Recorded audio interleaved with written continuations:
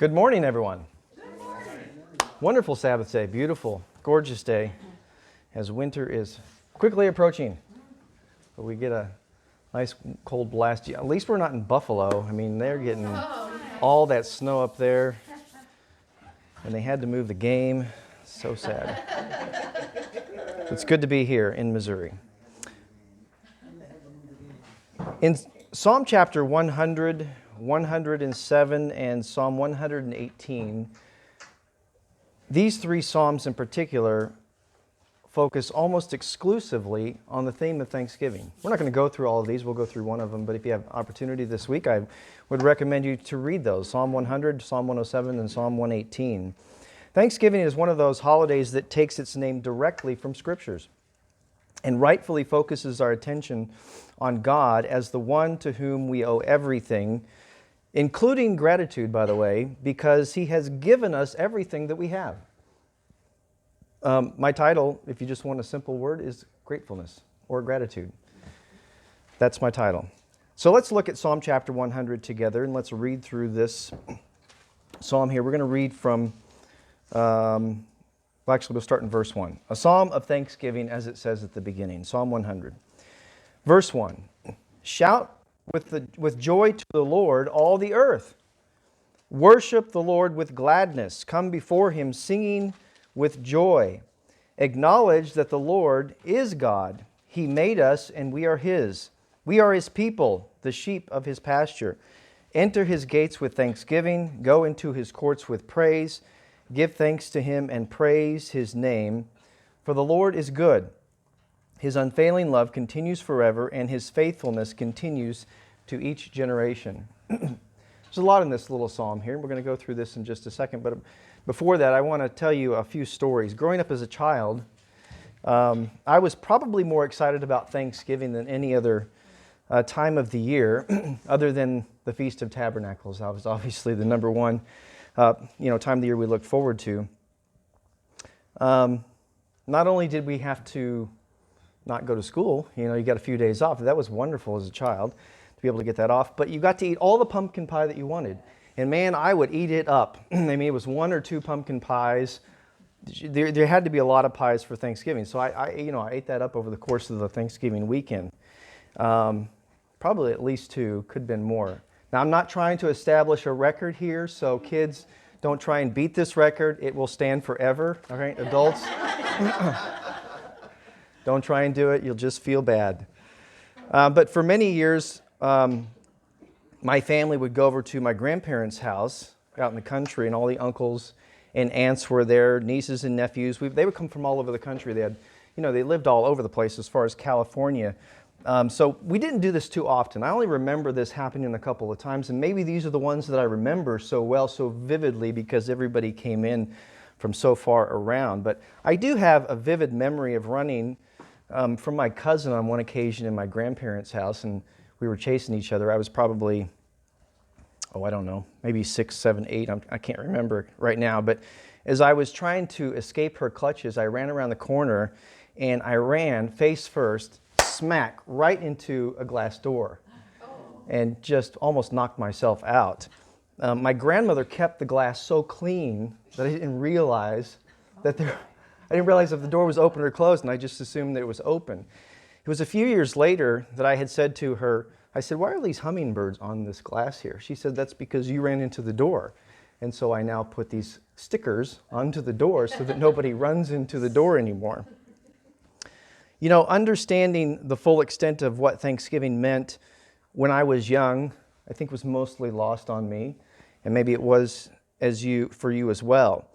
I remember one year we were set to go to my grandmother's house, my grandparents' house, and my younger sister got sick.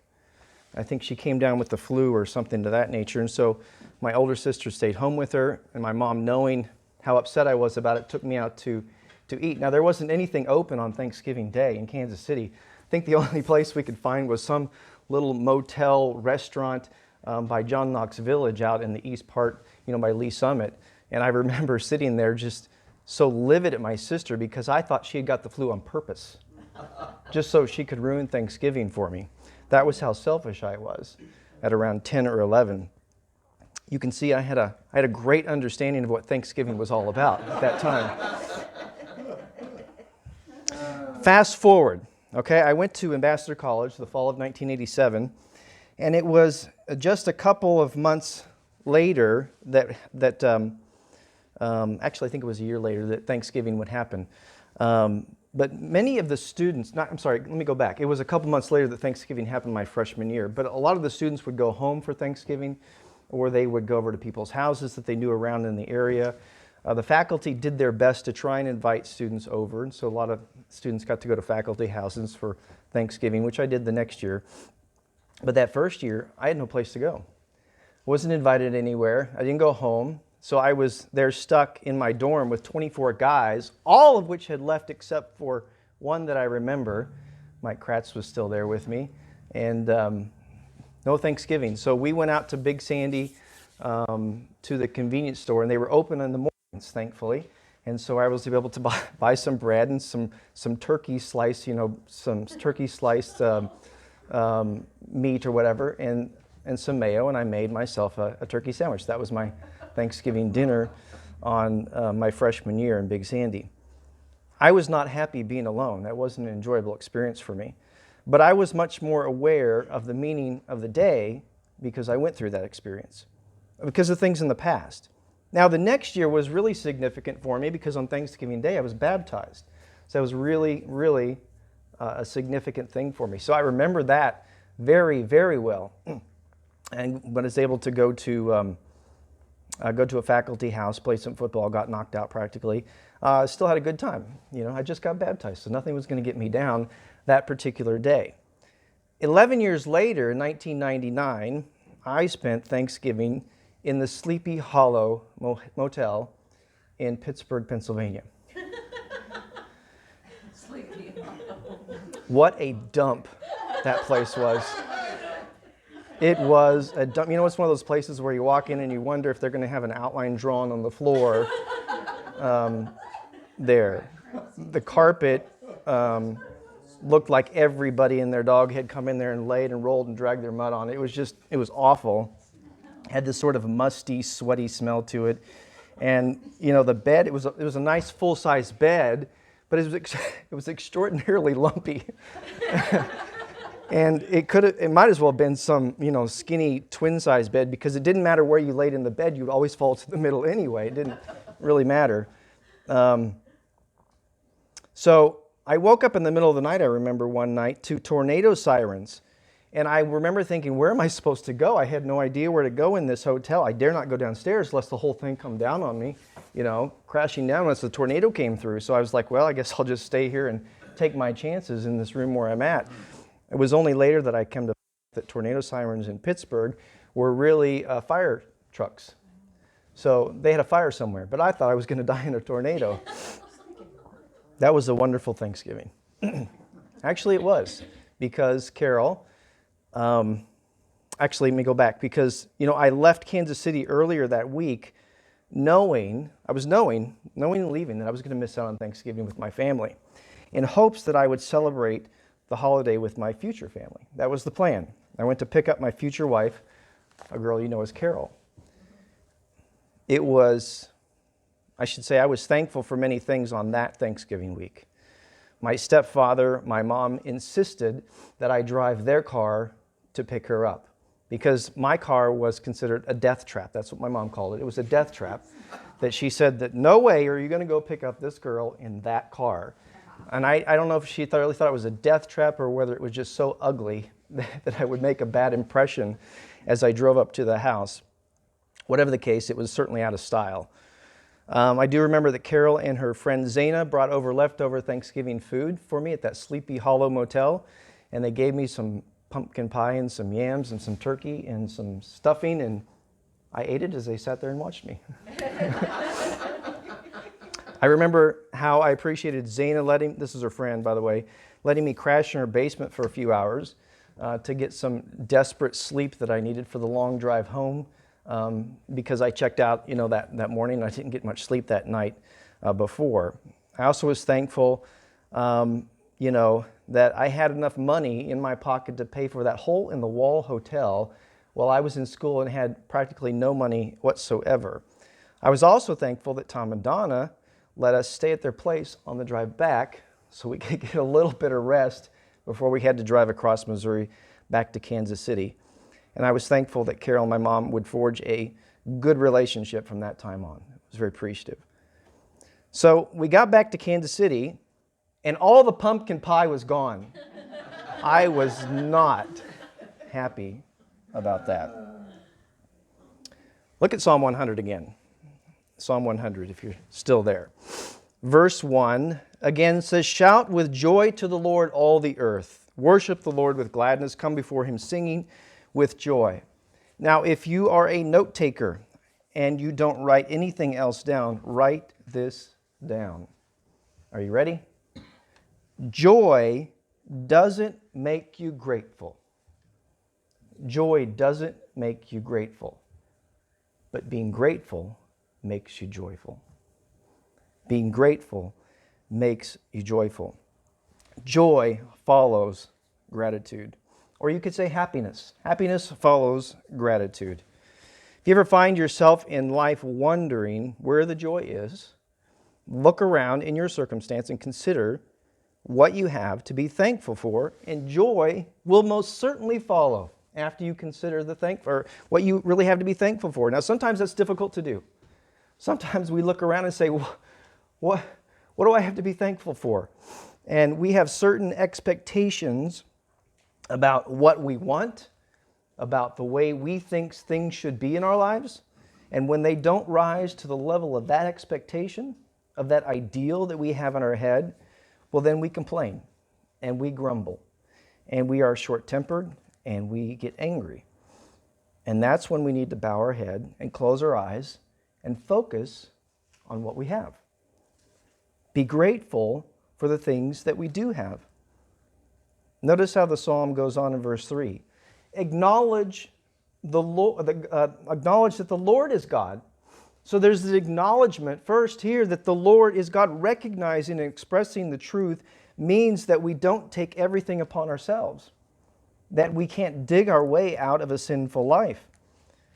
We can't rectify the darkness in our heart of sin with the actions that can hurt others and ourselves with guilt and fear.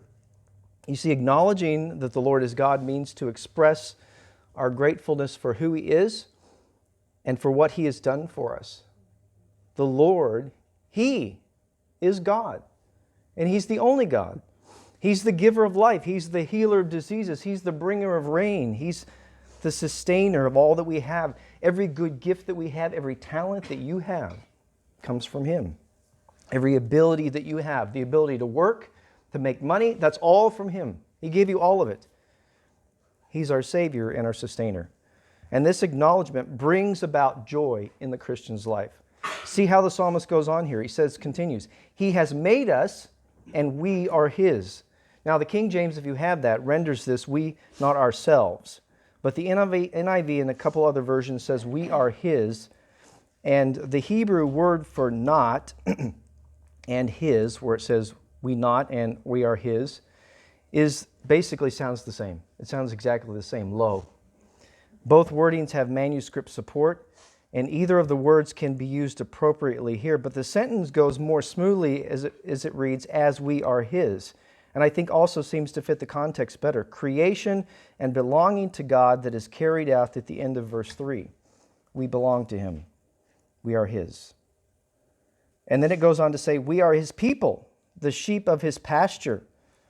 I want you to notice the warm sense of belonging that verse 3 creates in us. We belong to Him. Why should we worship? We actually talked about this last week. Why should we worship? Miracles bring about gratitude. Gratitude brings about worship. Gratefulness here, he says, or joy comes from worship. It leads to worship, I should say. It leads to worship. Because the Lord is God who created us. We belong to Him. We are His. Like a king with his people, like a shepherd in his flock. We are not alone. We belong to the family of God and are tenderly cared for as sheep. You see, God takes responsibility for us. We are safe with Him. You know, although Thanksgiving was set aside as a day to give grateful thanks to God for his blessings that he has bestowed upon us as a nation individually and collectively, we are his children, and it is always about being with family as we do so. Verse 4 says this, "Enter his gates with thanksgiving. Everyone come together. Go into his courts with praise, and give thanks to him and praise his name." When I was young, I saw my mom and her brothers and sisters-in-law and grandparents all sitting around the table and playing cards, helping out in the kitchen, and I remember it making me very happy to see everybody together. It was the stability and cohesiveness of the family unit that comforted me growing up. And now as I sit around the table and I see my kids play and I see, our family together and the fun and the developing relationships, I am thankful for that. But I'm thankful for a lot of other things too. I'm thankful, frankly, for missed Thanksgivings so I could learn something. I'm thankful for stores that sell sliced turkey meat. I'm thankful for stickers that go on doors so you don't run into them. I'm thankful for baptism and for junky cars. They get you where you need to go. Thankful for rundown motels. Thankful for kind friends. I'm thankful for good parents. And I'm thankful for women that say yes. I'm thankful for children. And verse 5, he goes on to say, "For the Lord is good. His unfailing love continues forever, and his faithfulness continues to each generation." I would encourage you this week to consider what it is in your life that you can be grateful for. Because when you do, there's going to be so much joy in your life that it's going to overflow. It's going to overflow, and it has nowhere to go except, as the psalmist says, to burst forth, right, in shouts of joy. And I would add worship. So I hope you have a wonderfully blessed and safe, I should say, Thanksgiving.